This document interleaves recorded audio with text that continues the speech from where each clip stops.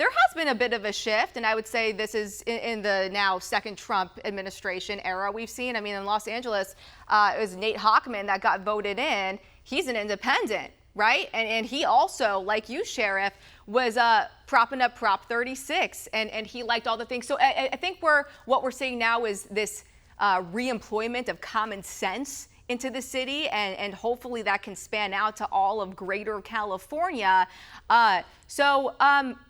Do you agree with that? That there is common sense could come back to this state to be as beautiful as it once was? I believe it can. We have gotten to the point where there's too many people that are affected by the failures of our government.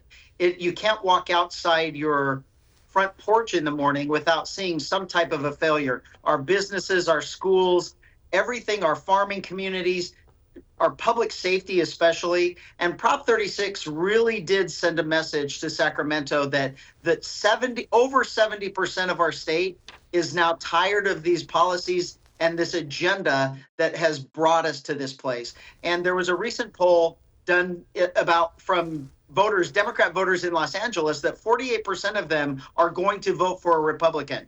That means that they realize and know that this thing that we do every election cycle of just voting for the Democrat no matter what, those days are over. And this next election, I believe, is going to be about integrity. It's going to be about honesty. It's going to be about character. And most importantly, we need a leader in Sacramento that's going to bring all these changes, make all these changes possible. And I aim to be that person.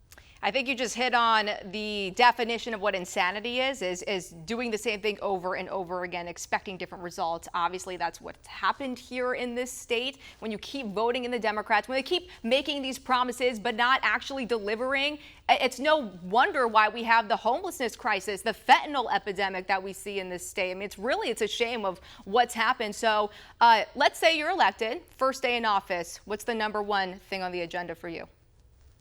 Oh my gosh, there's not a number one thing. I think we've got about 100 things on the agenda that that are all going to have to take care of at the same time.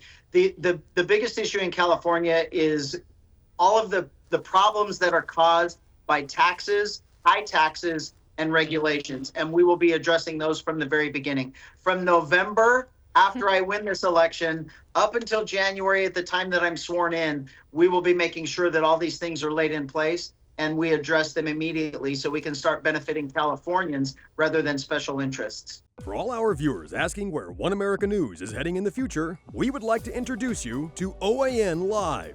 OAN Live is the best way to stay up to date on all of the hard-hitting, straight-shooting, national and international headlines. And the best part is, OAN Live is only $4.99 per month. All the credible, honest, unbiased reporting One America News offers at a fraction of the cost of cable. Just go to OANN.com to easily sign up for OAN Live and stay informed.